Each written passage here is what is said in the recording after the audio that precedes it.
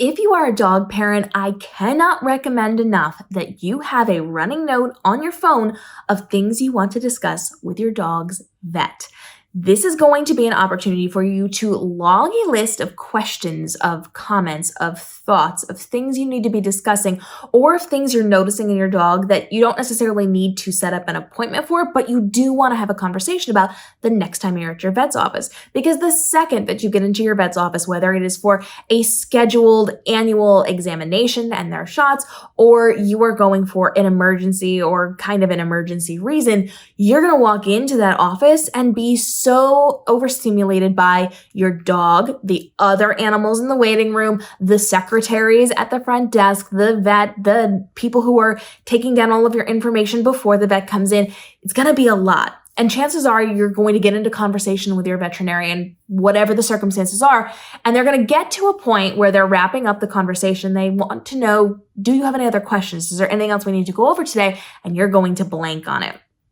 This has happened so many times to so many people, and having that running note on your phone is really, really valuable. And a lot of us think of that beforehand. If we're going in for an annual examination, we'll start making that list, but we only do that maybe a week before we go. And so there are things over the course of the previous couple months that we have thought of, but do not remember to put on that list, and remember, of course, the second that we walk away and we get home from that examination. So having a running list that's just titled to talk to vet about, or some kind of keyword that you can easily search that's not going to show up a bunch of results for. And then anytime you have any ideas on what you need to discuss with your vet, you're going to write that down.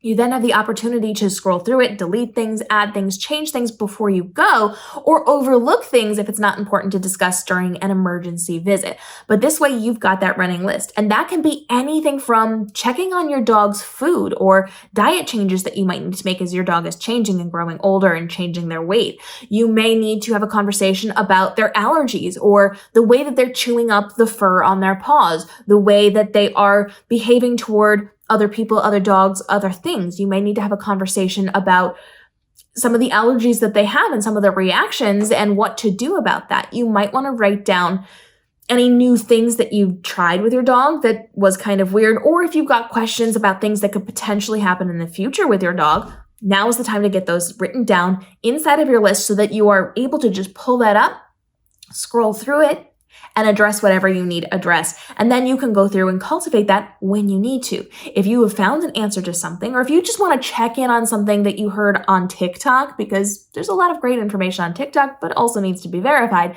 you have that list of running things directly on your phone. You can do this to set it up so that it can be on your phone and your computer. If you are an Apple person, my notes on my iPhone also go over to my MacBook. So I have easy access to these notes no matter where I am, so I can add things all the time. You can use something like a Google Doc or an Evernote or something that you can access whenever from whatever device. And if you have a family, if you are married, if you are sharing your dog with somebody, they can have access to that note too. So you can both input what is going into this. So whoever's taking your dog to the vet, now you have access to those things. This is also kind of nice if you run into somebody that you can ask these questions to. So if you are on TikTok and you stumble across a really great vet and you see that this is an opportunity to ask the questions, just go into your notes, find out what your most valuable question is, and ask them. You have the opportunity to then keep it there with that documentation. Should you run into a friend who is saying that their dog has similar symptoms or occurrences or behaviors, you could have a conversation to see what overlap there is and see if that's something you can then address with your vet. So having that running list on your phone is incredibly helpful, incredibly valuable. I keep one on my phone for my dogs, and I keep it all in one. I have multiple dogs, but I keep all the notes in one place. I have that heading up to talk to vet about, and then I have all of my general questions that apply to all my dogs. If I have something that's dog specific, I can either create a subheading with the dog's name and the specific questions, or I can just list it under my main list and then dash their name so that I know it's for one specific dog, especially if I need to be paying attention to that while I'm taking one of those dogs to the vet.